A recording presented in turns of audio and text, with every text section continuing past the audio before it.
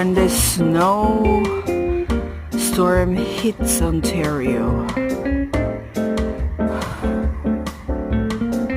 everyone is packing snow. When the snowstorm hits, everyone is gonna work hard to get all the snow out.